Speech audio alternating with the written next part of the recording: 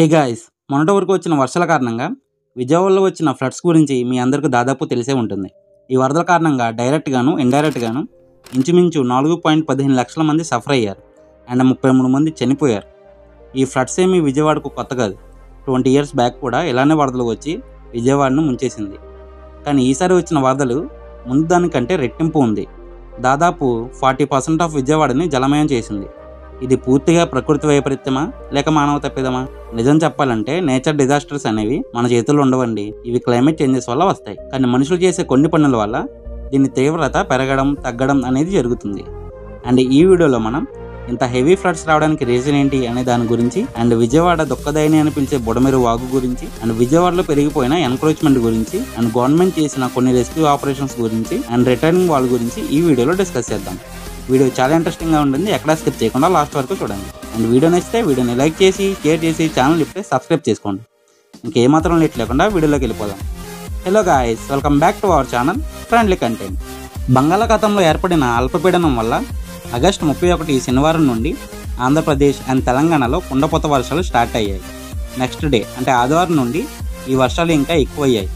విజయవాడ అంతలా మునిగిపోవడానికి కారణం ఏంటంటే విజయవాడ అటు కృష్ణానదికి ఇటు బుడమేరు వాగుకి మధ్యలో ఉంది. ఇక్కడ కృష్ణానది కంటే బుడమేరు వాగు వల్లే విజయవాడకి ఎక్కువ నష్టం జరిగింది. అది ఎలానో తెలియాలంటే ముందు మనం ఈ బుడమేరు వాగు గురించి తెలుసుకోవాలి. Budameru the sorrow of Vijayawada. దీనిని విజయవాడ దుఃఖదాయిని అని కూడా పిలుస్తారు. ఈ వాగు ఖమ్మంలో పుట్టి విజయవాడ మీదుగా కొల్లేరులో కలుస్తుంది. 2005లో కూడా ఈ బుడమేరు వాగు పొంగటం వల్ల విజయవాడలో చాలా ప్రాంతాలను ముంచేసింది. ఇలా ఈ వాగు పొంగిన ప్రతిసారి విజయవాడ ప్రజలకు అది గుండె నొప్పిగా తయారైంది. సో ఈ వాగు వల్ల వచ్చే వరదలను తగ్గించడానికి వెలగలేరు వద్ద వెలగలేరు రెగ్యులేటర్ని నిర్మించారు. మామూలుగా అయితే ఈ వాగు నీళ్లు మొత్తం కొల్లేరు సరస్సులో కలిసిపోతాయి. దీనివల్ల అక్కడ రైతులు ఇబ్బంది పడటంతో బుడమేరు వాగు నుంచి వచ్చే వాటర్ ఫ్లోని డైవర్ట్ చేయాలని అప్పటి గవర్నమెంట్ డిసైడ్ అయింది. సో వెలగలేరులో కట్టిన ఈ రెగ్యులేటర్ పర్పస్ ఏంటంటే ఈ వాగు వాటర్ని డైవర్ట్ చేయడానికి రెగ్యులేటర్ దగ్గర నుండి ఒక కాలువను నిర్మించారు. దీనిని బుడమేరు డైవర్షన్ ఛానల్ BDC అని అంటారు. ఇది తాతారావు థర్మల్ పవర్ స్టేషన్ దగ్గర కృష్ణానదిలో కలుస్తుంది. అండ్ ఈ డైవర్షన్ ఛానల్ చివర పోలవరం రైట్ కెనాల్ ను కలిసేలా చేశారు. అండ్ ఈ రెగ్యులేటర్ కెపాసిటీ 10,500 క్యూసెక్. సో ఇది బుడమేరు స్టోరీ. మీకు ఈజీగా అర్థం అవ్వాలని సింపుల్ గా చెప్పేశారు. అండ్ ఈ మధ్యకాలంలో ఎప్పుడు లేని విధంగా విజయవాడలో ఒక్కరోజే 29 సెంటీమీటర్స్ వరకు వర్షాలు పడ్డాయి. అండ్ సండే ఈవినింగ్ నుంచి ఈ గ్రాఫ్ 37 సెంటీమీటర్స్ కు చేరుకుంది. సేమ్ ఏపీలానే తెలంగాణలో కూడా ఇలానే కుండపోత వర్షాలు పడ్డాయి. అందులో ఖమ్మం కూడా ఈ వర్షాల వల్ల మునిగిపోయింది. ఇలా ఖమ్మంలో కూడా భారీ ఎత్తున వర్షాలు పడడం కారణంగా అక్కడే పుట్టిన బుడమేరు వాగులో ఫ్లడ్ వాటర్ ఎక్కువగా ఫ్లో అవడం స్టార్ట్ అయింది.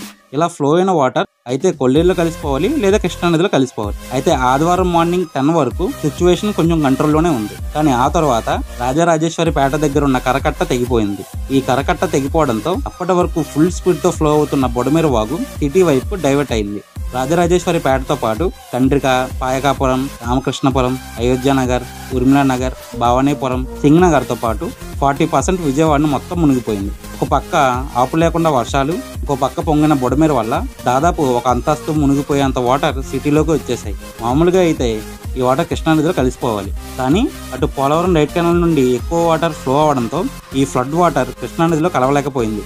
అండ్ ఈ వాటర్ కృష్ణానదిలో కలవలేకపోవడానికి ఇంకో రీజన్ ఎంక్రోచ్మెంట్. రాష్ట్ర విభజన తర్వాత ఈ ఎంక్రోచ్మెంట్ విజయవాడలో బాగా పెరిగిపోయింది. కొత్తగా కొన్ని కాలనీలు పుట్టుకొచ్చాయి. చెట్లను ఎక్కువగా నరకడం అండ్ చెరువులు పూడ్చేసి బిల్డింగ్స్ కట్టుకోవడం వంటివి బాగా పెరిగిపోయాయి. ఇది కేవలం ఒకరి తప్పు అని చెప్పలేం. ఇలాంటి విషయాల్లో గవర్నమెంట్ స్ట్రిక్ట్ రూల్స్ పాటిస్తూ పర్మిషన్స్కి నిరాకరిస్తే ఈ ఎన్క్రోచ్మెంట్ని కొంతవరకు కంట్రోల్ చేయొచ్చు. అండ్ విజయవాడ దుఃఖదాయిని అయిన ఈ బుడమేరు వాగు ప్రాబ్లంకి కూడా పర్మనెంట్ సొల్యూషన్ గవర్నమెంట్ ఇవ్వాల్సి ఉంటుంది. ఇప్పుడు రిటర్నింగ్ వాల్ గురించి చూద్దాం.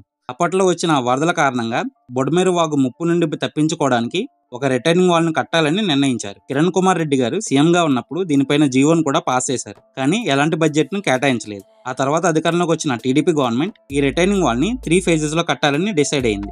అందులో ఫస్ట్ ఫేజ్ 2.37 కిలోమీటర్స్ యనమల కుదురు నుంచి గీతానగర్ వరకు 165 కోట్లు.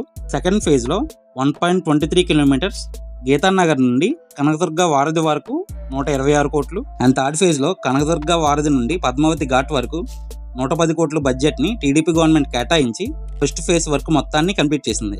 తర్వాత వచ్చిన వైసీపీ గవర్నమెంట్ 2021లో రీకన్స్ట్రక్షన్ స్టార్ట్ చేసి మిగిలిన 2 phases ని కంప్లీట్ చేసింది. అండ్ ఈ వాల్ ఎవరు కంప్లీట్ చేశారనే విషయం పక్కన పెడితే ప్రజెంట్ అయితే ఈ వాల్ వల్లే విజయవాడ 40% వరకు మునిగిపోయినా కొన్ని ఏరియాస్ మాత్రం వరద బారిన పడకుండా ఆపింది.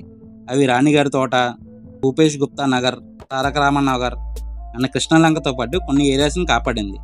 అండ్ ఈ వాల్ 12 లక్షల క్యూసెక్స్ వరకు తట్టుకోగలదు. ఇప్పుడు వరదలో ఇరుక్కున్న వారి గురించి చూద్దాం. ఎప్పుడైతే విజయవాడ మునిగిపోయిందో గవర్నమెంట్ రెస్క్యూ ఆపరేషన్స్ని స్టార్ట్ చేసింది. నేవీ సహాయంతో వచ్చిన హెలికాప్టర్స్, డ్రోన్స్ సహాయంతో వరదల్లో ఇరుక్కున్న వారికి ఫుడ్ అండ్ వాటర్ ప్యాకెట్స్ని పంపించారు. రెస్క్యూ టీం బోట్స్ మీద వీలైనంత మందిని ఒడ్డుకు చేర్చారు. ఈ సహాయాలు వరద బాధితులకు పూర్తిగా అందాయంటే లేదు. రెస్క్యూ టీం దగ్గర ఎక్కువ బోట్స్ లేవు. కొన్ని ప్రైవేట్ బోట్స్ మీద బయటకు వద్దామని చూస్తే లిటరల్లీ కొంతమంది ప్రైవేట్ బోట్స్ వాళ్ళు ₹1000 నుంచి 5,000 వరకు ఇవ్వమని డిమాండ్ చేశారంట. అండ్ రెస్క్యూ టీమ్స్ కూడా ఓన్లీ మెయిన్ రోడ్స్ మీద మాత్రమే తిరిగేవంట.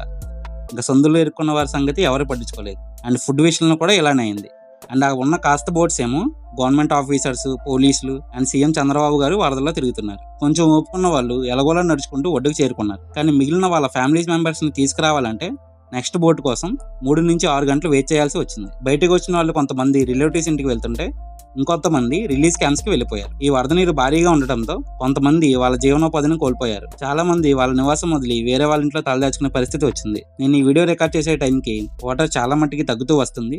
మళ్ళీ నార్మల్ అవడానికి 10 నుంచి 15 రోజులు టైం పడుతుందని చెప్పారు. సో అదండి ఈరోజు మన ఈ వీడియోలోని ఇన్ఫర్మేషన్ నేను సోషల్ మీడియా నుండి అండ్ ఆ వరదలో ఉండిపోయిన వాళ్ళలో నాకు తెలిసిన వాళ్ళ దగ్గర నుంచి అడిగి తీసుకోవడం జరిగింది. ఈ వీడియోలో నేను ఏమైనా తప్పుగా మాట్లాడినా ఆర్ ఏమైనా పాయింట్స్ మిస్ చేసినా కింద కమెంట్ బాక్స్లో నాతో షేర్ చేసుకోండి. అండ్ ఈ వీడియోని ఎక్కడ వరకు చూసారంటే మీకు నచ్చిందని అనుకుంటున్నా. ఇన్ కేస్ వీడియో నచ్చినట్టయితే వీడియోని లైక్ చేసి మీ ఫ్రెండ్స్ ఫ్యామిలీకి షేర్ చేయండి. అండ్ ఇలాంటి వీడియోస్ మిస్ కాకూడదు అనుకుంటే కింద కనబడుతున్న సబ్స్క్రైబ్ బటన్ నొక్కి ఛానల్ ఇప్పుడే సబ్స్క్రైబ్ చేసుకుని బెల్ ఐకాన్ని ఆన్లో ఉంచుకోండి. నెక్స్ట్ వీడియోతో మళ్ళీ కలుద్దాం. అంతవరకు బాయ్ బాయ్.